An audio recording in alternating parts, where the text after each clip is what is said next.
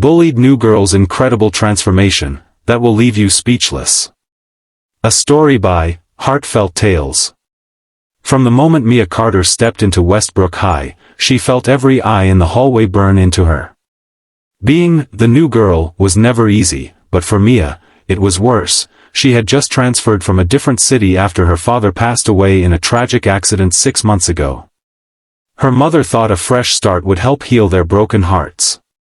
But on Mia's first day, with her quiet demeanor, worn sneakers, and second-hand denim jacket, she became an instant target for those who preyed on anyone who seemed weak. The denim jacket wasn't just any jacket, it was her father's from his college days. David Carter had worn it during his own difficult times as a young man, and he'd given it to Mia during her 13th birthday, saying, "Sometimes we need armor that doesn't look like armor.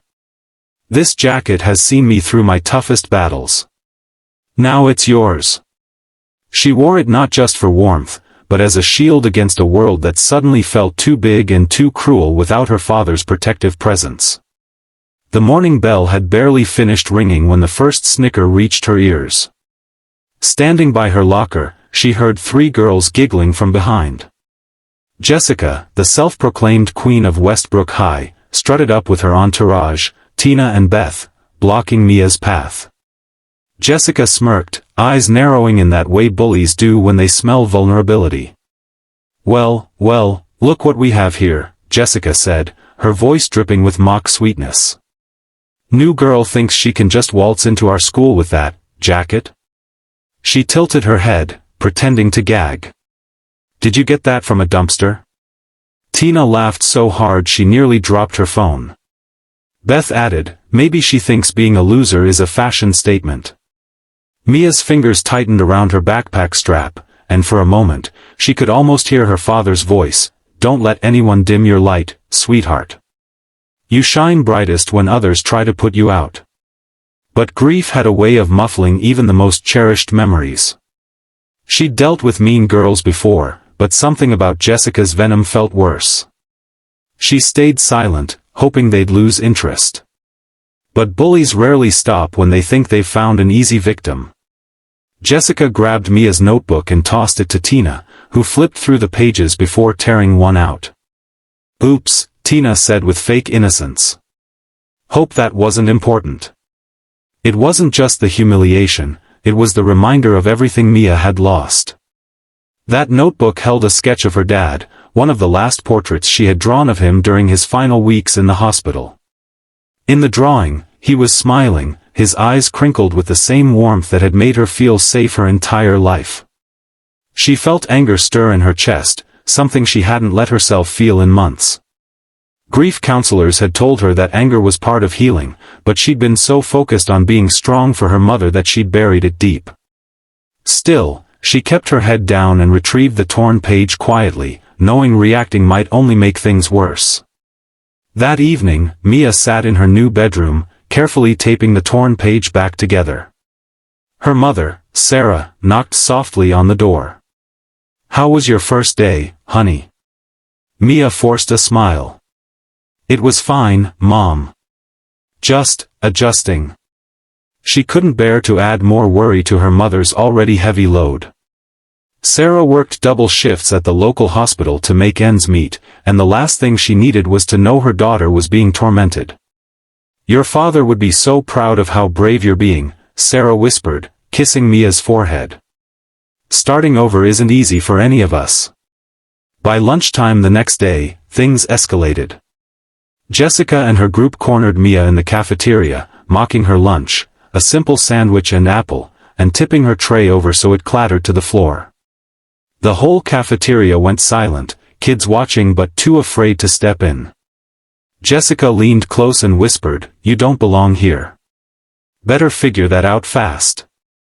That was when someone finally stepped forward, Ethan Parker, the captain of the school's soccer team. "Hey, Jess," he said sharply, "maybe pick on someone who actually cares about your opinion." Jessica rolled her eyes. "Stay out of it, Ethan. We're just welcoming her." She smirked and shoved Mia's apple toward her with her foot before sauntering away with her posse. Ethan bent down, helped Mia gather her things, and said softly, "Don't let them get to you. They feed off reactions." His kindness reminded Mia of her father's gentle strength, and for the first time in months, she felt a flicker of hope. Mia nodded, grateful but still trembling inside. The next day, Mia decided to take a different hallway to avoid Jessica's group. But fate wasn't on her side. Behind the gym, near the bike racks, Jessica and her friends caught her again, this time with Bryce Miller and Chad Hunt, two of the school's notorious troublemakers. Bryce, a tall, broad-shouldered senior, grinned as he blocked Mia's way. "So you're the little mouse Jessica's been talking about. Careful, she might bite," Chad joked, laughing. Jessica smirked, circling Mia like a predator. "Nah, she's too scared to do anything. Watch this." Jessica snatched Mia's backpack and dumped its contents on the ground, scattering her notebooks and pencils. Among the scattered items was a small photo of Mia and her father at her black belt ceremony, both beaming with pride. Bryce kicked her lunch bag across the pavement, stomping on the sandwich inside. Tina pulled out Mia's phone, waving it high in the air like a trophy. As Mia watched the photo of her and her father flutter in the wind, something deep inside her shifted. She remembered that day at the dojo when she'd earned her black belt. Her father had tears in his eyes as he watched her demonstrate her forms with precision and power. "That's not just physical strength, Mia," he had said afterward. "That's the strength of character.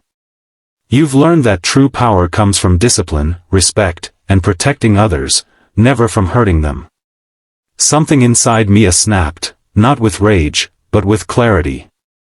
She thought about her dad, the man who taught her never to let anyone crush her spirit.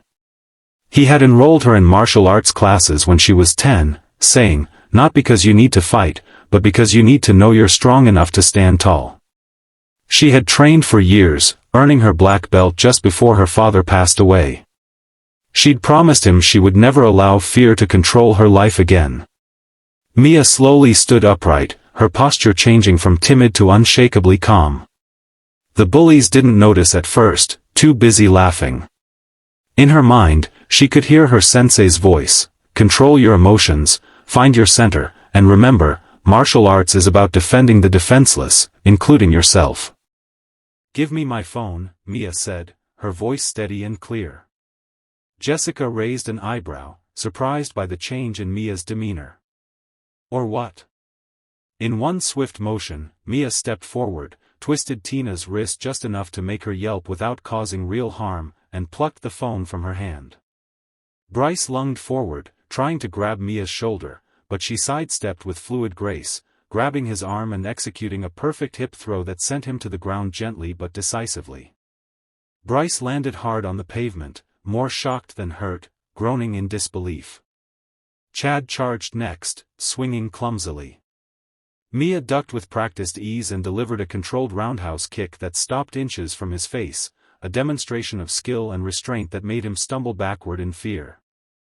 Jessica froze, wide-eyed, as Mia turned to her, voice firm and unwavering. "Pick on someone else," Mia said, her father's strength flowing through her words. "Because the next time you touch me or my things, you won't like what happens." The group stared in stunned silence. Bryce scrambled to his feet, holding his back, and stammered, We were just messing around." Chad nodded rapidly, adding, "Yeah, no hard feelings."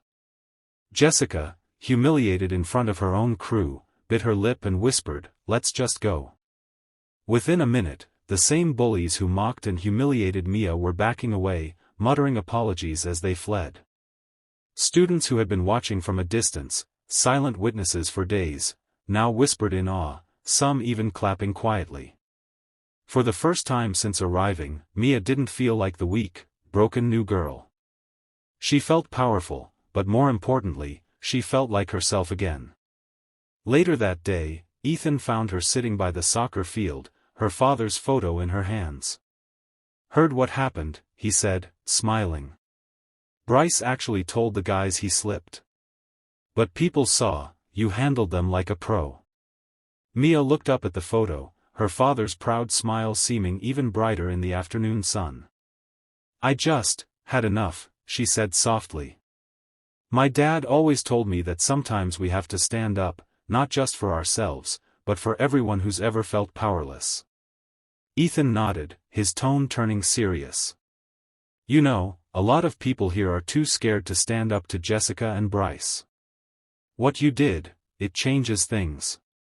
Maybe next time, someone else will find their courage too." Within weeks, Mia's impact rippled through Westbrook High. Students who had been quietly suffering found hope in her story. A shy freshman named Marcus, who had been targeted for his stutter, approached Mia after school one day. Could you teach me what you did?" he asked hesitantly. Soon, Mia was leading informal self-defense sessions after school, teaching not just physical techniques but mental resilience. "Strength isn't about being the biggest or the loudest," she would tell the growing group of students. "It's about knowing your worth and refusing to let anyone diminish it." Mrs. Henderson, the school counselor, noticed the change too. Bullying incidents dropped significantly, and more students were reporting problems instead of suffering in silence. "That Carter girl," she told the principal, "she's created something special here. She's given these kids their voices back." From that day on, no one dared mess with Mia. But more importantly, other students who had been quietly suffering from bullying found hope in her story. Some even joined the school's official self-defense program that was eventually established. Jessica and her crew slowly lost their grip on the school, realizing fear could no longer control everyone. 3 months later, at the school's anti-bullying assembly, Mia stood at the podium, her father's jacket draped over her shoulders like the armor it had always been. "I learned that true strength wasn't about hurting others," she told the packed auditorium. "It was about finding your voice when others try to silence you. It was about standing up, not just for yourself, but for anyone who had ever felt powerless." In the audience, her mother wiped away tears of pride. Sarah had watched her daughter transform grief into purpose, pain into power. After the assembly, she hugged Mia tightly. "Your father would be so incredibly proud," she whispered. "You've honored his memory by becoming exactly who he raised you to be." As Mia walked through Westbrook High's halls in the following weeks, shoulders squared, head held high, she carried her father's words like armor, "You are stronger than you think." But now she knew something even more powerful, that strength shared becomes hope, and hope shared becomes change. The girl who had arrived broken and afraid had not just found her voice, she had helped others find theirs too. And in the hallways where she had once been hunted, she now walked as a guardian, proof that sometimes the most wounded hearts can heal the world around them. If this story inspired you, drop your thoughts in the comments below. We'd love to hear your own experiences of standing up to bullies. And if you enjoyed this story, don't forget to like, share, and subscribe to Heartfelt Tales for more powerful, emotional stories that remind us of the strength we all carry inside.